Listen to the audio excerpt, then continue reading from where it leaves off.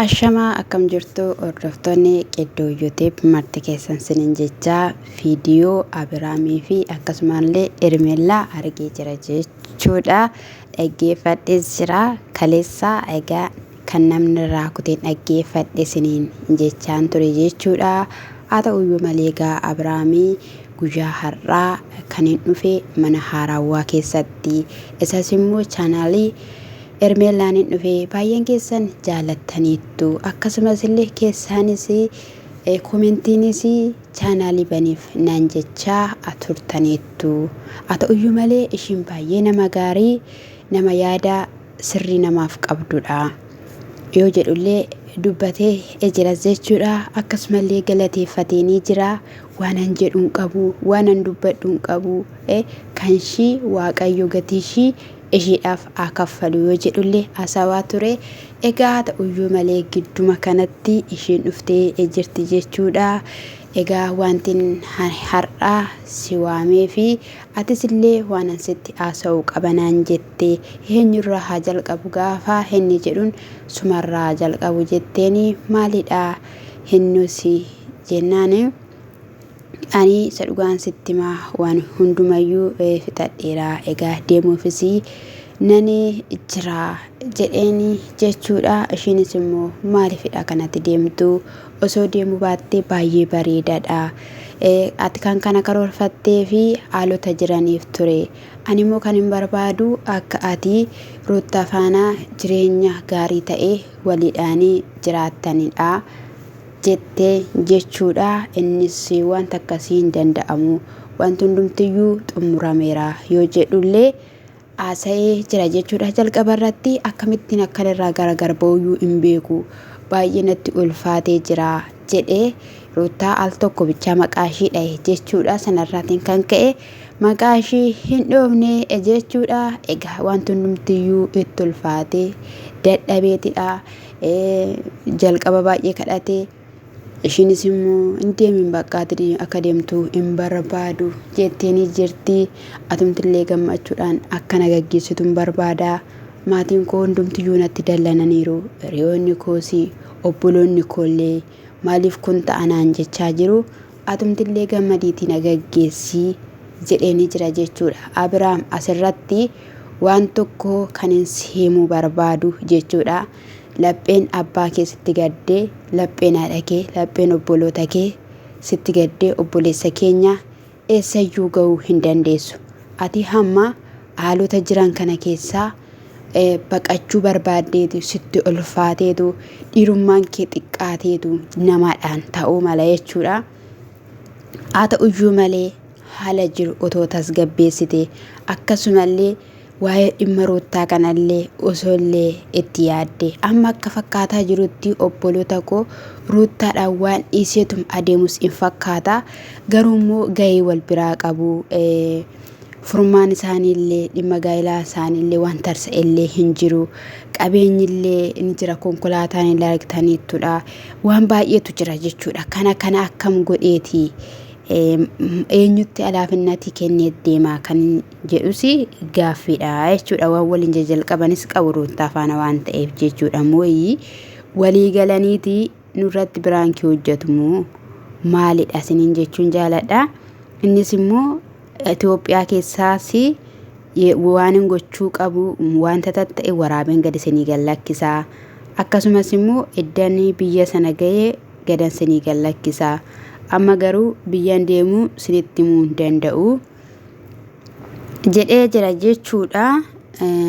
Dubaayii dhuftamooyii akkami Abiraam jechuun Ameerikaa miti machim dhugaan siniin jedhe Awurooppaas miti. Maaliif jennaani isaan kun piroosesii guddaa nama gaafatu jechuudha. Landar minaamina Ingiliis minaaminiin kun yeroo nama barbaachisu malee atattamaanii miti jechuudha kan tikkeettiin kutamu.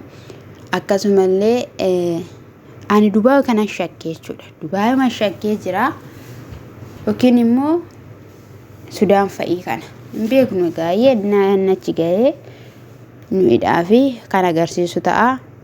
Maatiinis immoo obboloonnis immoo hambisuu malu jechuudha.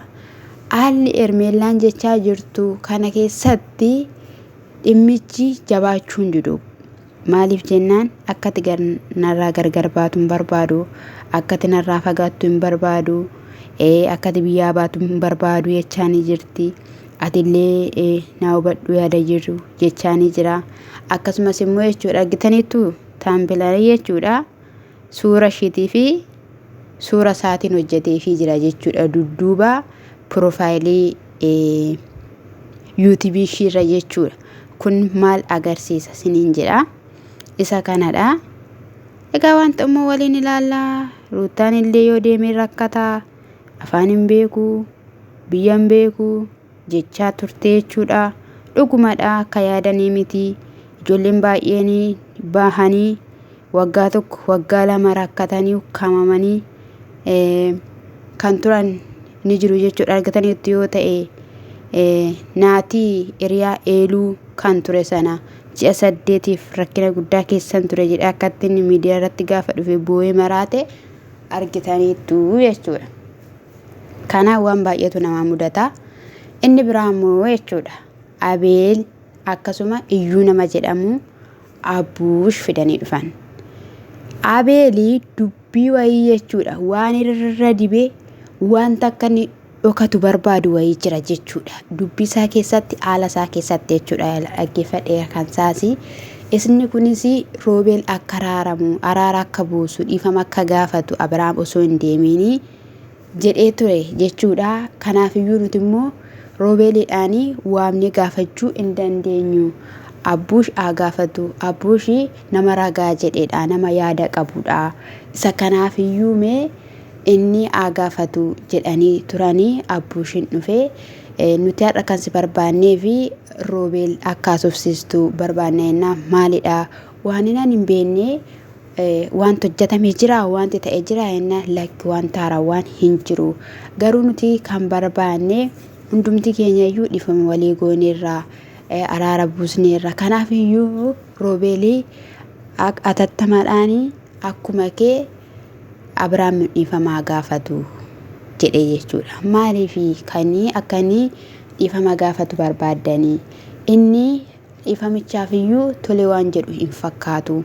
Waan baay'ee haaree jira. Waa'ee Hermeellaa kanallee haaree jira. Obboleettii keenya irratti maaliif waan akkanaa hojjeta Abrahaam kan jedhamu jedhee jechuudha.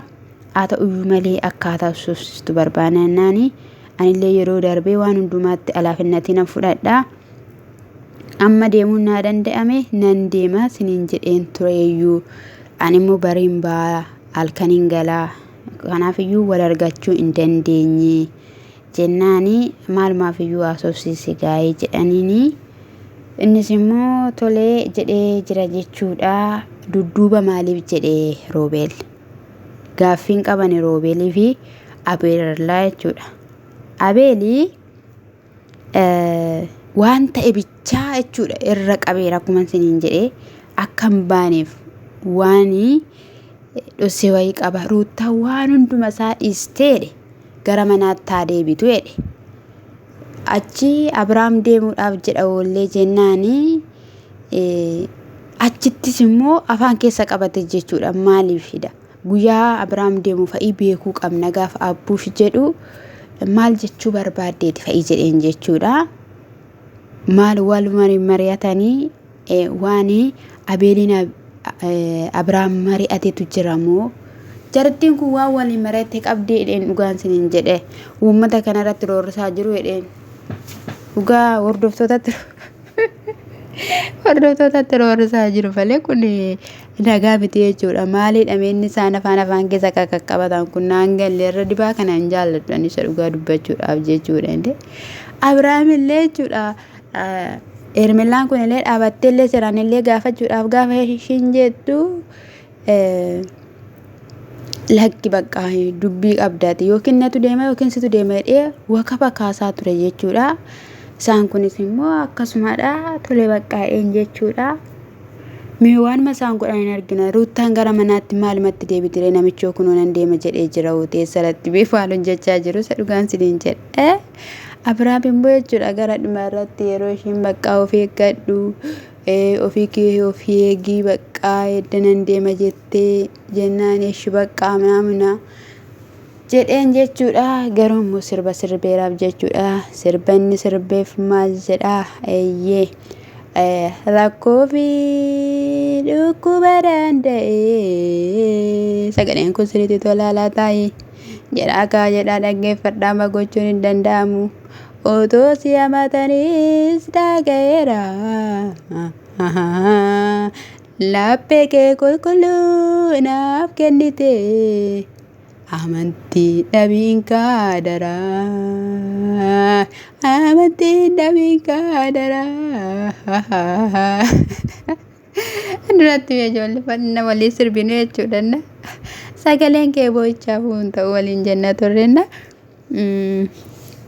Isa kana isiniin jechuun jaaladha. Har'a galgala immoo waan fidan hin beeku. Markin illee kaleessallee gaddee dubbachaa ture kan isaa dhaggeeffadheen xumuree isiniin jechuun jaaladha. Yaa Abiraam araara buusi dhugaan siin jedhe lapheen nama sittiin gaddiin siin jedha dhugaa dubbachuudhaafi otoo leexollee taateellee haa ta'u baqqaame waan hundumaaf iyyume yeroo dabarsii itti yaadii siin jedha. Hordoftoonni kiyya ammoo subscribe like dhaan jajjabeessaa isiniin jechuun jaaladha. Nagaa buusuu rabbii jedhaati rabbiin kadhadhaa fi isiniin jedha. Ka ጸሎት አድርጉኝና ሸኙኝ ብለዋል።